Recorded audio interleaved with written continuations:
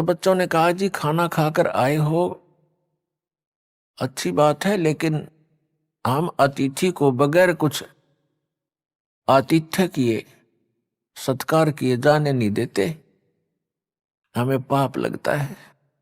आप खाना नहीं खाओगे तो दूध तो पीना ही पड़ेगा। तब परमात्मा ने कहा भी ठीक है, दूध पिला दो, मैं कंवारी गाय का दूध पिया करता हूं। तो बच्चे दूसरे जो पाली थे बड़े बड़े सभी मिलकर कहने लगे कि महाराज आपकी दूध पीने की नीयत नहीं है, आप तो मजाक करते हो, कंवारी गायें कभी दूध देती है? परमात्मा ने कहा देती है भाई, यदि तुमने दूध पिलाना है तो पिला दो। गरीबदास जी 10 वर्ष के बालक थे, एक बछिया लाए पकड़कर, गले से रस्सी बांध रखी होती है, उससे पकड़कर लाए, देखो महाराज जी इसको बच्चा भी नहीं है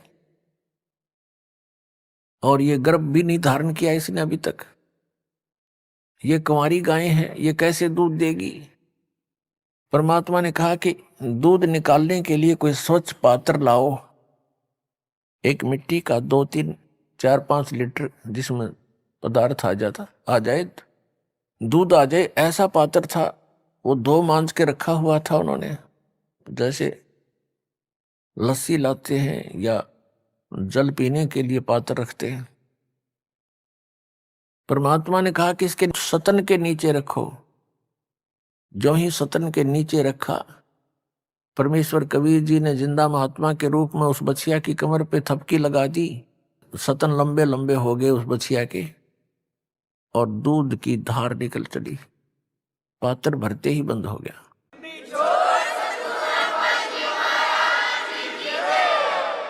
तब परमात्मा ने कहा कि ले बच्चों पी लो दूध। तो गरीबदास जी ने कहा जी आप पियो पहले। परमेश्वर कबीर जी ने कुछ दूध पान किया उससे, फिर अन्य पालियों से कहा कि ले बच्चों अब तुम पी लो। वो अन्य जो ग्वाले थे, पाली थे, गौओं के रखवाले थे, वो कहने लगे बाबा जी हम नहीं पीवे ये जंतर मंत्र का दूध, और तू पता ना किस जाति का होगा तेरा जूठा, हम कभी भी ना पीवे, और तूने तक कंवारी गाय का दूध निकाला, ये तो पाप का दूध है, हम ना पीवे। वो उठकर चले गए, तितर बितर हो गए इधर उधर अपनी गौओं को चराने के लिए, दूर स्थान पर जाकर विराजमान हो गए। अकेले गरीबदास साहिब जी वहां बालक 10 वर्ष के रह गए। उन्होंने कहा लाओ महाराज मुझे दो, मैं पीऊंगा, आपका प्रसाद कब कब मिले। पुण्यात्माओं ऐसे गुण जीव आत्मा में ये पूर्व के संस्कारों से ही आते हैं। जैसे आप जी हो, आप जी ने ज्ञान सुना किसी टीवी चैनल के माध्यम से या कोई पुस्तक के माध्यम से या किसी भाई बहन के चर्चा सुनी, आप तुरंत लग गए और यहाँ दीक्षा लेने आ गए, दीक्षा ले ली, अपना जीवन सफल बनाने लग गए। तो पिछले संस्कारों से ही इतना शीघ्र ये बात समझ में आता है, और जो कर्महीन होते हैं वो जल्दी से समझ नहीं पाते हैं, उनको कुछ अधिक प्रयत्न करना पड़ेगा, ज्यादा ज्ञान सुनना पड़ता है, वो भी सेट हो जाएंगे, ऐसी कोई बात। तो गरीबदास साहिब जी ने पिया, जितना पी सकते थे बाकी रख दिया। फिर परमात्मा ने उनको ज्ञान देना शुरू किया कि बेटा ये मनुष्य जीवन बार बार नहीं मिलता, और मनुष्य जीवन प्राप्त करके जो भक्ति नहीं करते, नेक्स्ट उनका जीवन जो है, अगला जीवन कुत्ते गधे सूअर की योनि को प्राप्त होता है, वो शरीर मिलता है। कितने कष्ट होते हैं। अब पिछले संस्कार प्रबल होते हैं जिन पुण्यात्माओं के, उनके हृदय में ये बात घर करती है कि ये शरीर आपका अवश्य जाएगा, ये तो रहेगा ही नहीं।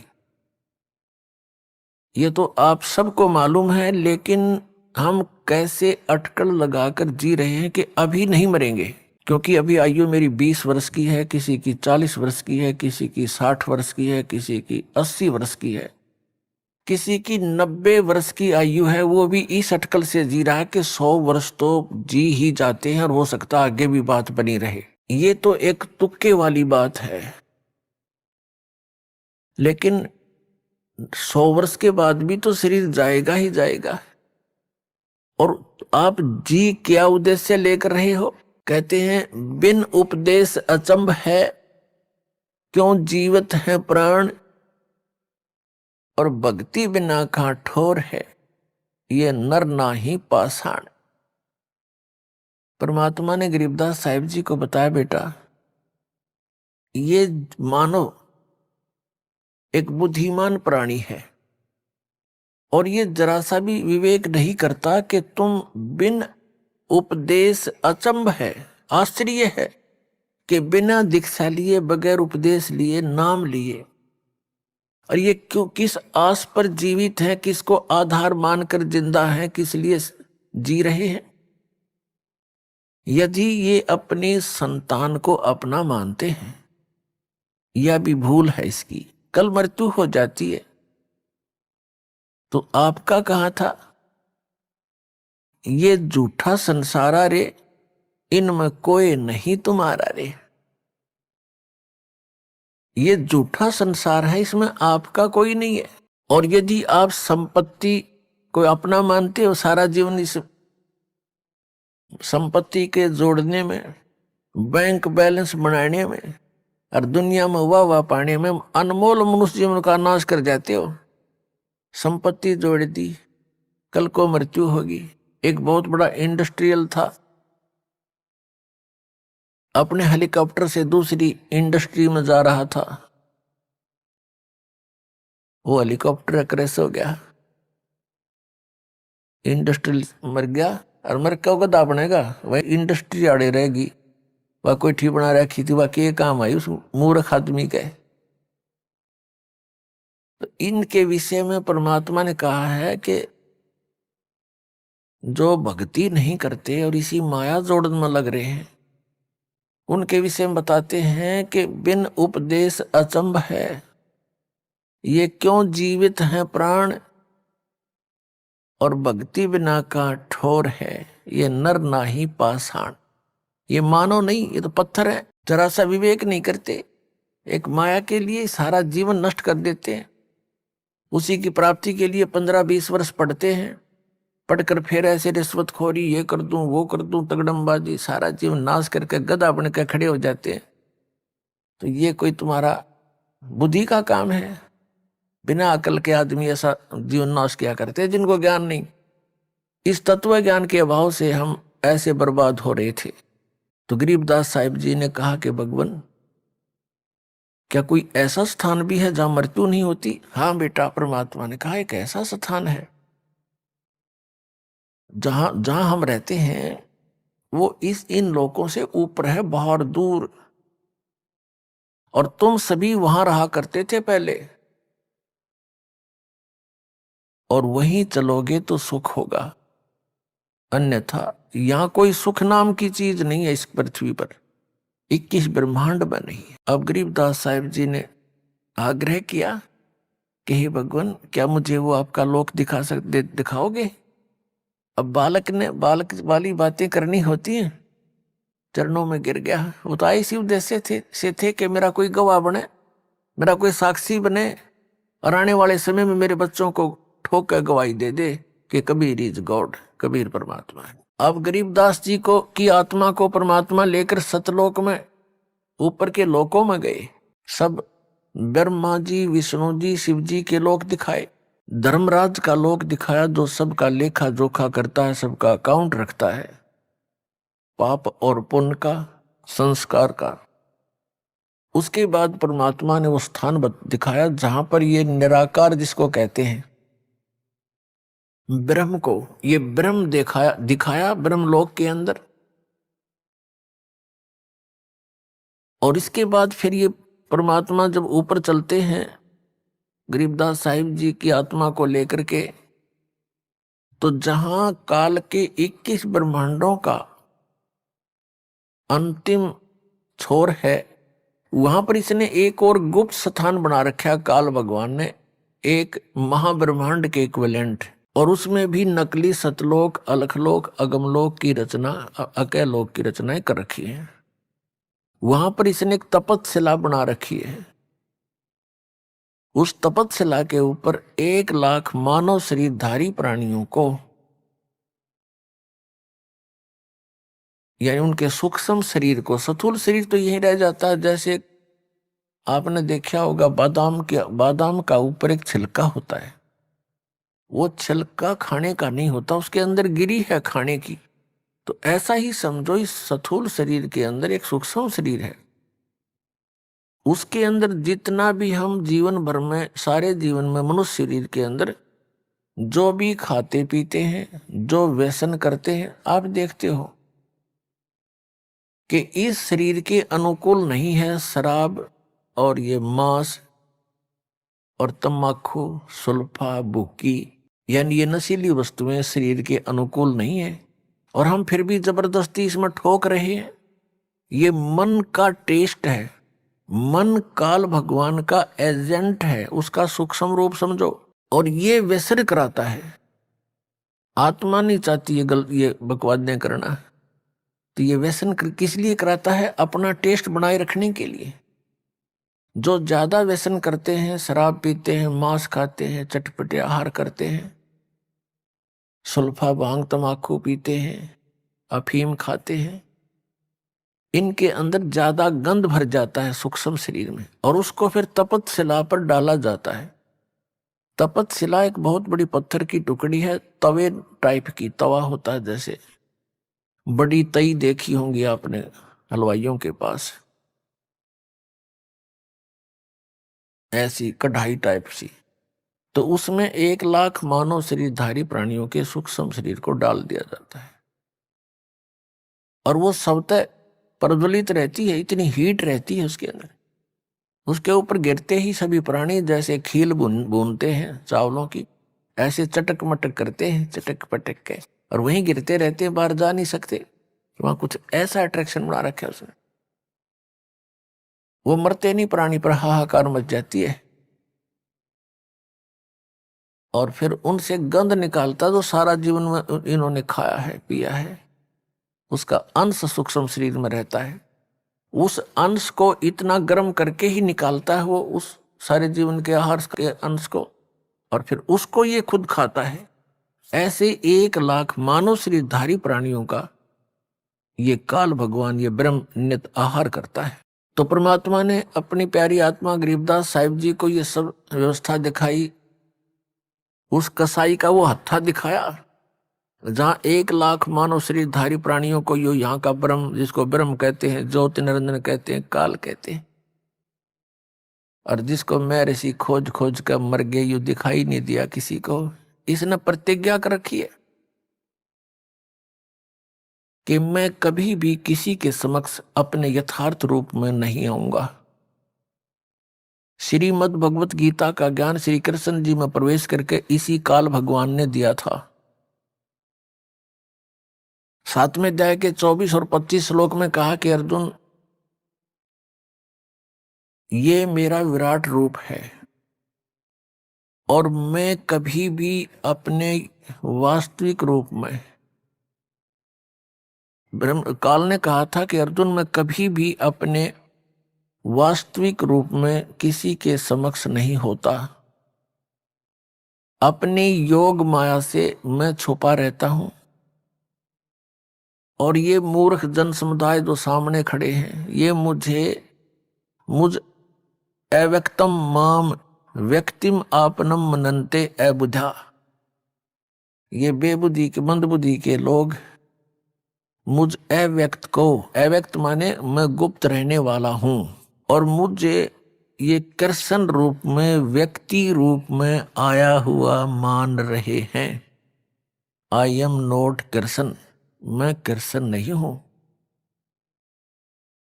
तो इसने कसम, और खुद कहता मैं अपनी योग माया से छुपा रहता हूं, कभी किसी के समक्ष नहीं आती। ये मेरा अटल अनुतम, अवय अनुतम नियम है। अवय माने अटल। तो पुण्यात्मा, परमात्मा ने अपनी प्यारी आत्मा गरीबदास साहिब जी को सन 1727 में सतलोक से पुनः आकर के और ऊपर ले जाकर के सब व्यवस्था दिखाई, फिर सतलोक में लेकर गए। जब हम इस शरीर में है, क्योंकि ये भी एक जेल है, ये हमारी एक बेड़ी है यह शरीर, और इससे निकलने के लिए एक द्वार है, 10वां द्वार बोलते हैं इसमें। उस 10वां द्वार से निकलकर प्राणी कहाँ जाता है? इस ब्रह्मांड में घूमने लग जाता है। ये भी जेल है। जब तक हम 21 ब्रह्मांड पार नहीं कर लेंगे काल की और सतलोक नहीं पहुंच लेंगे, तब तक हम जेल में ही हैं। अब बंद कोठड़ी से बाहर छोड़ दिया तो भी जेल है। सतलोक पहुंचने के लिए हमने 12वां द्वार पार करके सतलोक में जाना पड़ेगा। एक तो शरीर से निकलने के लिए 10वां द्वार हो गया, उसके बाद फिर 21 ब्रह्मांड हैं काल के, इससे निकलने के लिए 11वां द्वार है, जो परब्रह्म के लोक में प्रवेश करना होता है। और 7 संख ब्रह्मांड हैं परब्रह्म के अक्षर पुरुष के, उन लोकों से हमने गुजरना है, उसके अंदर से जाना है, उसके लिए उसका टैक्स देना है। उस मंत्र की कमाई जो हम आपको देते हैं सतनाम के दूसरे मंत्र की, ये वहां देनी पड़ेगी। उस अक्षर पुरुष को वहां काउंट करवा देंगे, वो हमें अपने लोकों से जाने देगा। ये नियम है, फिर वो नहीं रोकता। और फिर हम 12वां द्वार पर पार करके तब सतलोक में प्रवेश करेंगे। 12वां द्वार है 7 संख ब्रह्मांड इस काल के पार करके, और सतलोक में प्रवेश करने का एक द्वार है, वो 12वां द्वार है। उसको पार करके हम सतलोक पहुंच जाएंगे। गरीबदास साहिब जी को परमात्मा ऐसे सतलोक लेकर गए, इन सभी द्वारों को पार कराते हुए। अब सतलोक में जाके गरीबदास साहिब जी ने क्या देखा कि वहां पर ऐसा ही जीवन है, ऐसी ही सृष्टि है, ऐसे ही मनुष्य हैं, लेकिन वहां पशु पक्षी नहीं है, उनकी आवश्यकता ही नहीं है। तो वहां दूधों के सरोवर भरे हैं, अमृत जल के सरोवर भरे हैं। वहां कोई भी पदार्थ कभी खराब नहीं होता, किसी वस्तु का अभाव नहीं होता। वहां शरीर एक तत्व से बनता है, उसमें वृद्ध अवस्था नहीं होती, रोग नहीं होता, बीपी हाई लो नहीं होता, कोई शुगर की टेंशन नहीं, कोई टेंशन नहीं, कोई शुगर बीमारी नहीं, किसी प्रकार की भी कोई बीमारी उसको रोग नहीं लगता। और ऐसा ही आपका वहां परिवार बनेगा, जैसा यहाँ जुड़ते जुड़ते जुड़ते पोता पोती दोता दोती होगी। आप कितना अच्छा लग रहा है आपको, लेकिन ये क्या खाक अच्छा लग रहा है? कल मृत्यु होगी, क्योंकि अच्छा तो लग रहा है, पर इसका हमें यूज तक को नहीं, लाभ तो ना हुआ। कल मृत्यु होगी, वो अच्छा लग रहा था, हमारा रहा नहीं, और फिर गधा बन गया, वहां परिवार बन गया, कुत्ता बन गया, वहां परिवार बन गया, कुतिया बन गई, वहां 8 बच्चे जाम दिए। उनमें ममता इतनी है जो अब हम पैदा कर करके इन ममता में जकड़े बैठे हैं। तो इस ज्ञान से इन बच्चों का भी इसकी स्थिति का पता लग जाएगा आपको कि ये बच्चे भगवान के हैं, और आपका इनका कुछ पिछला संस्कार है, उस संस्कार को पूरा करते ही ये चले जाएंगे, रुकेंगे। कोई 20 वर्ष में मर जाएगा, कोई 30 वर्ष में, कोई घना मांगता होगा तो 50-40 वर्ष और जी जाएगा, थारे सारे छूछक बात पूरे करवा लेगा। कहने का भाव ये है कि इस व्यवस्था को समझकर आप सतलोक की आशा बनाएं।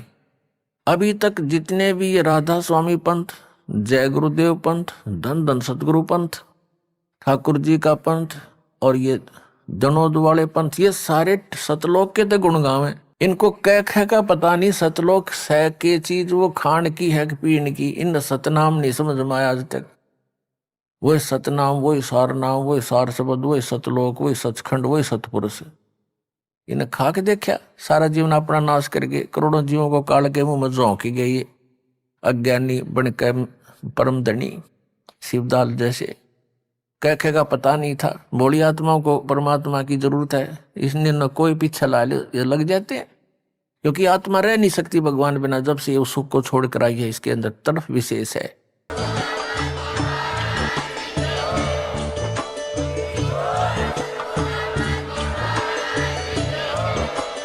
आप सुन रहे थे जगत गुरु तत्वदर्शी संत रामपाल जी महाराज जी के मंगल प्रवचन। अधिक जानकारी के लिए विजिट कीजिए हमारी वेबसाइट www.jagatgururampalji.org। संत रामपाल जी महाराज जी के शुभ आशीर्वाद से पूरे विश्व भर में 500 से भी ज्यादा नाम दीक्षा केंद्र हैं, जिन पर संत रामपाल जी महाराज जी द्वारा ऑनलाइन निशुल्क नाम दीक्षा दी जा रही है। अपने नजदीकी नाम दीक्षा केंद्र का पता करने के लिए संपर्क करें 8222880541।